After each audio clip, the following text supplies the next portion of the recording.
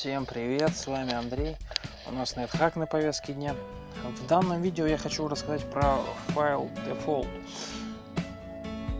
nh. Это по сути говоря основной файл, который вы будете использовать при игре в NetHack. Он прописывает команды, которые вам могут облегчить игру. Чем облегчить? Например, те же звуки вы сможете в игру добавить, те же команды вы сможете, например, там цвет прописать и так далее. В общем и целом это полезный файл. Скажу сразу, например, вот как тут указано, места с решеткой, которые здесь приказаны, вот, например, первая, вторая строчка и так далее, они не считаются, то есть это прописано как комментарий. У меня также присутствует большое количество строчек, которых я вам не смогу объяснить, но я постараюсь объяснить то, что я, по крайней мере, сам понял, и что, в общем и целом, что, по крайней мере, по моему мнению, может быть вам полезно в игре. Вот. Собственно говоря, решетки мы пропускаем, потому что они не актуальны, они как дополнительная информация, как основная информация. Это уже идет команда option. Option первый файл, собственно, который мы видим здесь. Option silent files. Это включение звуков в игре. Так называемые все звуки, то есть, которые мы слышим, это именно как текстовые звуки, так и звуки в самой игре. То есть вам будут прописывать команду, то есть кто-то там считает, там проклинает воров, и вот именно вот эта команда будет так называемые звуки по подземелью включать. Крайне полезная команда, рекомендуется включать. Следующая строчка, она это прописывает, собственно, как вам объяснить, с вашего стартового персонажа, если вы очень часто умираете, что это будет нормальное явление для новичка. То есть, чтобы постоянно не выбирать одного и того же персонажа, вы прописываете конкретно его роль, прописываете его так называемое вероисповедание, пол и так далее. Оговорюсь сразу, я не смогу вам оставить файл, так называемый, свою версию, так называемую, в закрепленном комментарии. Я не смогу вам ее оставить. Я единственное, что вам смогу посоветовать, смотрите NetHack Wiki, если у вас возникнут какие-то вопросы в текущий момент, потому что я на них вам ответить толком не смогу, потому что я не знаю, я вам постараюсь рассказать то, что я сам понял именно в этом текущем видео. Если у вас возникают вопросы, все обращайтесь к NetHack Wiki, подкладка Option, там будет это указано. Но то, что я смог собрать, то, что я вам постараюсь в этом видео донести. Также, получается, присутствует у меня, это получается имя собаки, но это у вас может быть рандомное имя с кошки, лошади, наличие или отсутствие пэта, и, собственно, какой приоритет пэта присутствует. Также, собственно, автопикап, это автоподбор, в моем случае стоит золото. Это какие, я не знаю, что, я не буду про это ничего говорить, потому что я не могу ничего сказать. Также присутствует так называемая строка Healing Pet. Это очень важная строка, она крайне полезна, рекомендуется ее прописать. Показывание опыта, собственно, оно нужно вам, потому что персонажу нужно, чтобы он был прописан. Продолжаем, получается, билдеры, это, собственно, как отображается булыжник, так называемый, который вы двигаете, особенно в Собакане, это очень сильно актуально. Также прописывание очков, цвет. Тут самый полезный это цвет, очки не особо полезны, особенно если вы играете не в каком-нибудь ранговом матче, вам это бесполезно. Автокопание и автооткрытие крайне полезны, стоит их прописать. Постоянные, так называемые, как вам объяснить, это постоянная команда, которая прописывает, какая именно команда будет у вас присутствовать. В текущий момент прописан стрессинг. Стрессинг это получается, когда мы перегружены сильно, у нас на постоянке висит именно эта команда. Меню, как я говорил, решетки мы опускаем, нам они не актуальны. Также присутствуют, ну, прописаны цвета, но это скорее для общего ознакомления, чтобы они чисто присутствовали. Ну, собственно, вот по цветам можно ознакомиться в NetHack меню Colors, чтобы у вас была возможность. Опять же, и также это актуально для Android. То есть у меня в моем случае присутствует Android, и я рассказываю именно для Android. Для ПК-версии, возможно, у вас будет что-то немного другое, но принцип будет похожий. То есть, может, эта команда немножко будет отличаться, например, там, не знаю, там, кавычки будут присутствовать, либо не кавычки, но принцип будет похожий. То есть, там нужно будет просто немножко подредактировать его. Так называемый статус Highlight, это получается количество, ну, как вам объяснить, сколько держится статус ходов до момента его исчезновения. Ну, то есть мы, например, получили не статус голоден, да, и вот сколько он будет держаться, ну, понятно, что если вы перекусите, статус упадет, но факт в том, что сколько он будет держаться, ну, наверное, голоден не самый удачный пример, но все же. Факт в том, что сколько он будет держаться, не в плане вам это поможет, а в плане того, что сколько, в общем, чем значение больше, ну, то есть желательно, конечно, особо сильно не перестараться, то есть люди ставят там максимум 20-30 ходов, то есть это чисто, чтобы они увидели этот момент, и все, и больше особо не надо. Но я обычно ставлю побольше, чтобы я просто сам видел, чтобы если что, какой-то статус изменился, например, не знаю, та же характеристика или та же, например, там сила, ловкость, выносливость изменилась, я чтобы видел это, и она мне как бы, потому что бывают разные игровые ситуации, и поэтому не всегда получается смотреть. Вот, например, или тот же уровень мы получили, да, и у меня он отобразился цветами, так называемым green цветом, то есть зеленый, либо red, это, собственно, красный цвет. Соответственно, если там разные бывают ситуации, иногда у вас просто мобы забирают один уровень вашей прокачки, иногда вы получаете максимальный опыт, собственно, переходите на следующий уровень. Также цвет голды, ну, собственно, он не сильно нужен, но он полезно, и чтобы он элементарно отличался. Цвет вашего хитпоинта, чем меньше у вас получается, ну, тут по-разному, тут можно опять же свои цвета подстроить, то есть все индивидуально. У каждого человека, который играет, у него все индивидуально, то есть чем, как вам объяснить, все персонально, то есть вы, у вас может, например, тут, не знаю, красный, зеленый, желтый, оранжевый и так далее, стоять тут не важно, важно то, что команда, она именно так прописывается, и именно это я пытаюсь донести, что именно команда так прописывается, что именно вот сами строчки прописывают, что и при изменении такого-то значения цвета у вас будет такой-то цвет, при изменении такого-то значения у вас будет такой-то цвет. Также это получается магия повара. Ну, вообще считается как повар это сила, но тут она считается как магия. Собственно, тоже изменение цвета, изменение единиц значения, так называемые 150, 70, 30, 15, собственно, она дает определенный цвет. Получается, это у нас изменения, это так называемые статусы, которые будут на вас навешаны. Ну, то есть, бывают позитивные статусы, бывают негативные статусы. Соответственно, они прописаны. Да, тут, скорее всего, не все прописаны. То есть, например, тот же статус тут не прописан смайл. То есть, точнее, не смайл, а слайм, который, так называемая слизь зеленая, вы получаете, но она будет стандартная красным цветом, поэтому я ее сюда не прописывал. Но ее можно поменять цвет, если необходимо, но у меня конфликт записи идет, я поэтому не смогу поменять.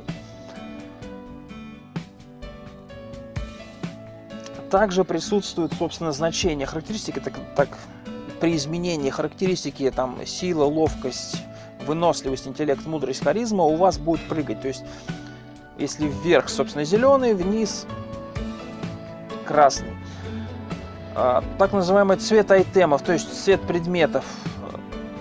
По крайней мере, в моем случае прописано следующее, что Blessing это желтый, так называемый Holy это, получается, освещенная вода, она цвета синего, непроклятые вещи, это у нас цвета так называемого зеленого, проклятый красного, и анхоли, собственно, это так называемая неосвещенная вода, она тоже красного цвета. Также присутствуют дополнительные цвета, которые я, по крайней мере, для себя добавил. Вы можете, если вам необходимо, можете тоже взять их себе на заметку. Также присутствуют цвета такие как грейс, это получается смазка предмета. Но в большинстве случаев смазывают металлические предметы, такие как шапки, доспехи, там, не знаю, и так далее, которые сделаны из металла.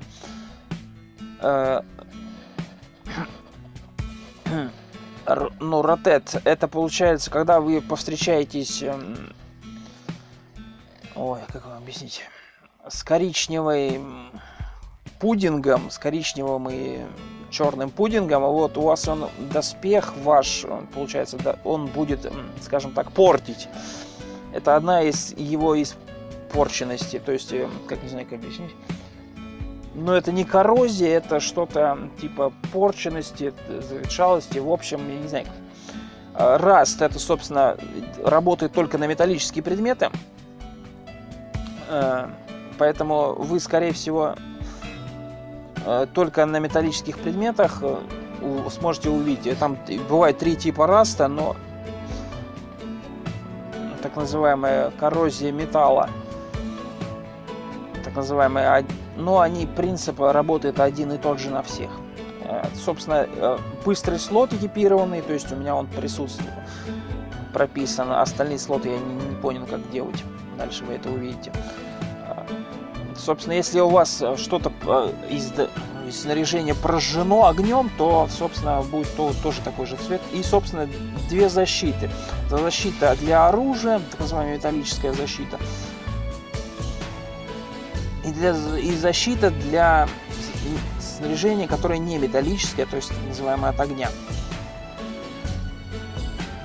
Ну, собственно, пропускаем, потому что они, как говорится, решетками сделаны. И, собственно, идут уже конкретные предметы.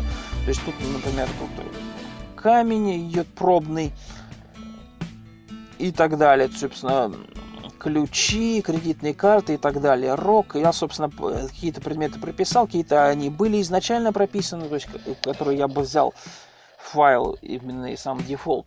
Я брал файл, я его собирал из нескольких кусочков, поэтому тут, возможно, некоторые повторения будут, некоторые не повторения будут. Тем самым вам будет, может, кто в этом, как говорится, больше, чем я, разбирается, возможно, вы сможете для себя что-то другое отсортировать и по-другому сделать. На основных моментах я остановлюсь, которые необходимы.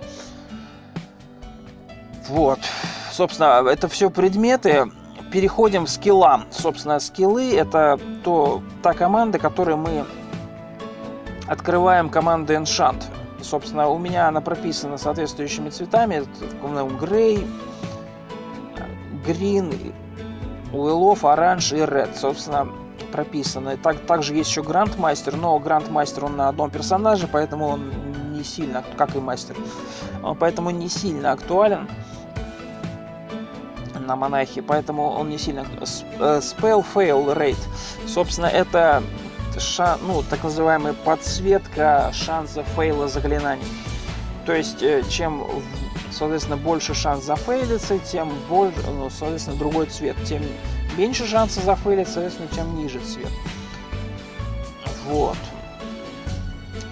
Это, кстати говоря, тоже достаточно долго искал, потому что некоторые предыдущие предметы можно было быстро найти, а вот Spell Failed именно достаточно я долго искал и очень долго упражнялся с этой. Также присутствуют статусы так называемого голода. Они прописаны у меня также по цветам. Так называемые желтые и красные цвета, так называемые. Ну, собственно, вы могли, наверное, видеть, кто смотрел мои до этого видео, вы могли видеть. Собственно, сытый — это зеленый, одним словом, голод — это уже желтый, там есть так называемая слабость, истощение и так далее, то есть уже опустошение, или как там оно называется, это уже красный, то есть уже надо в любом случае есть. Собственно, перегрузка также присутствует у нас, так тоже по разным цветам. Собственно,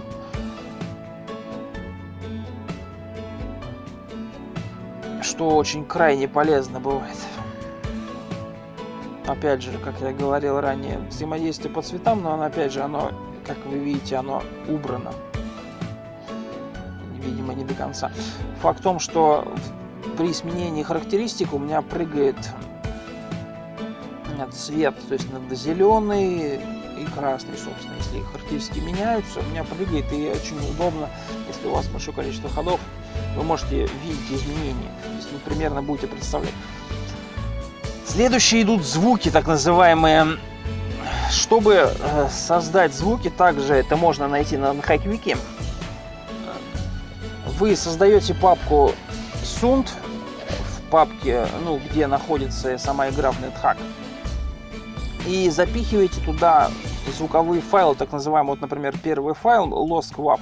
Вы его туда запихнули и прописали до него, соответственно, строчку. То есть при закрытой двери, например, срабатывает конкретный звук. Соответственно, последняя вот эта цифра, которая 100, она идет за громкость текущего звука, то есть больше 100 поставить не получится. Меньше ставить можно. Идут там, обычно, как вы у меня можете заметить, идут 50, 75, то есть не всегда полезные, не всегда, как говорится, нужные. Но звук очень сильно помогает в игре, потому что изначально звук не предусмотрен в самой игре в NetHack, поэтому, как и цвет, собственно. Поэтому очень полезно бывает именно озвучить, либо цветом прорисовать какие-то конкретные моменты.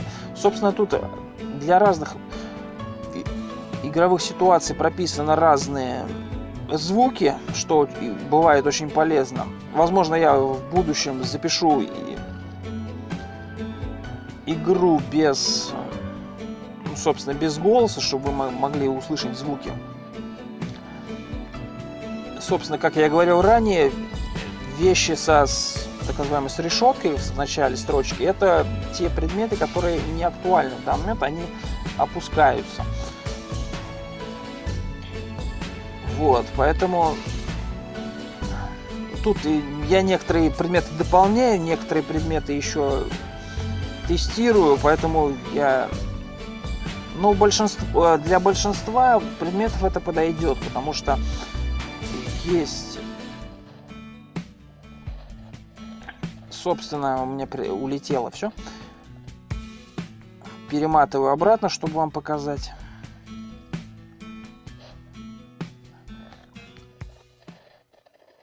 Собственно, приветствие у меня также идет звук, при убийстве идет звук, при подъеме, при взаимодействии с фонтанами, с раковиной, при взаимодействии с предметами идет звук, при уничтожении мобов идет звук, при прокачке,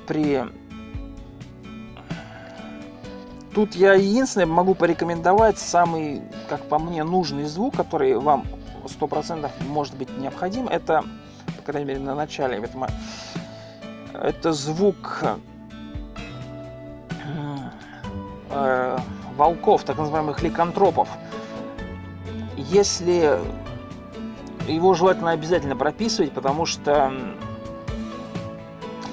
он будет очень вам полезен в плане того, что вы будете элементарно осведомлены о том, что ликантроп появился на текущем уровне, на котором находитесь вы в данный момент. Ликантропов бывает всего 3 вида. Это получается рат, так называемая крыса, шакал и волк. Собственно, единственное, тут рат нету, поэтому Но крыса, он не самый сильный, как говорится, рат. Шакал уже посерьезнее. Главная задача в борьбе ликантропов — не дайте себя окружить. Если вас окружили, вы проиграли автоматически. Поэтому если не дайте себя окружить. И желательно как можно ближе быть к этому, к самому главному. И не деритесь с ликантропом в звериной форме. То есть, когда он в звериной форме, у него шанс вас именно верифицировать. Вот я также прописал, если вы верифицированы, то у меня такой-то, соответственно, звук.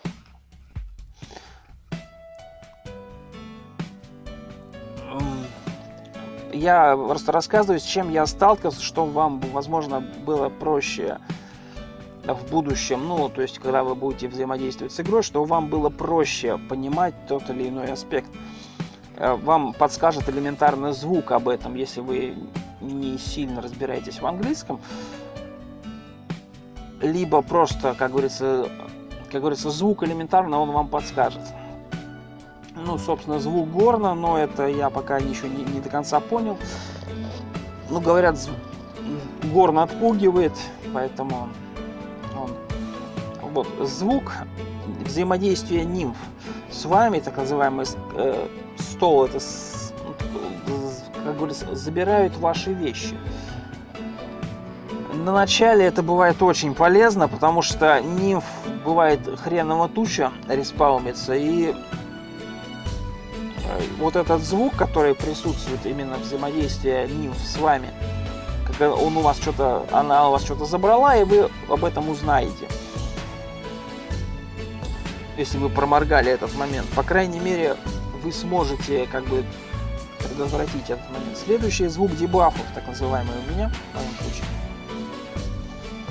Собственно, это ржавчина, это, собственно, гниль, так называемая ротет. Краб Ю, это когда вас, получается, возможно, вы помните, когда я несколько раз погибал от веревочных големов, от мимиков. Они имеют свойство оплетать вас. И вот, собственно, команда... А это оплетание, чем плохо, оно не дает вам двигаться. Ну, конечно, исключением, если вы залевитировали. Но факт в том, что в общем и целом это крайне полезная команда, особенно оплетение. То есть, если вас оплетают враги, нам об этом сообщают. То есть, мы примерно уже знаем, что нам особо дергаться поздно. До момента убийства текущего. Собственно, верификация — это вы, когда заразились уже ликантропией. То есть, если вы заразились ликантропией, у меня следующий звук идет. Black Aura — это когда вы, получается, предмет, ухудшили, скажем так, то есть, будь то ваше оружие, там, не знаю, меч, топор и так далее, будь та же броня, любой ее тип, так называемые наручи, поножи, там, не поножи и так далее. То есть, если вы ухудшили тип, то есть, прочитали проклятый свиток на него, то есть, вы не знали заранее, то и прочитали проклятый свиток на него, улучшение, например, брони, и, собственно, звук прописался.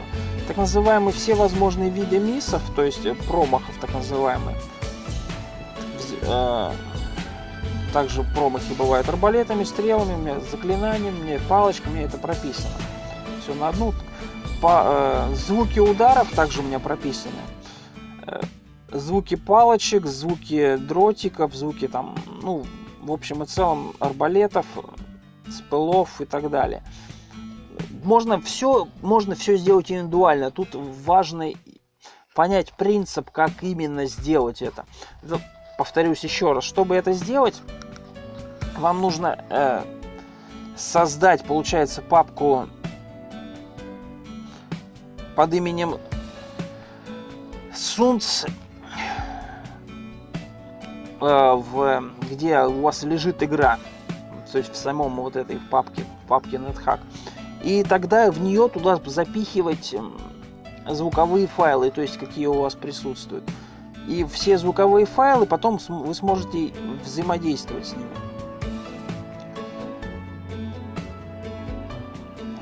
То есть, чтобы игра их видела, по крайней мере.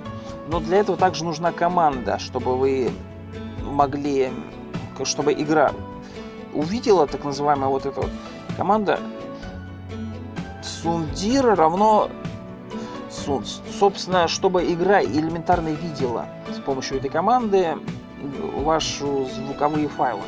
Но также не забудьте поставить, в самом начале я об этом говорил, так называемую команду Silent. Вот она, Silent Fail.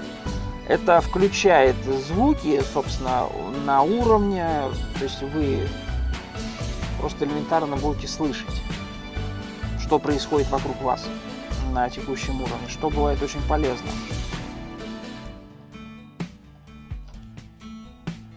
Также у меня стоят звуки переходов, так называемые переходы с этажа на этаж. То есть переход с одного этажа, переход, когда вы перегружены. Собственно, переход также стоят звуки.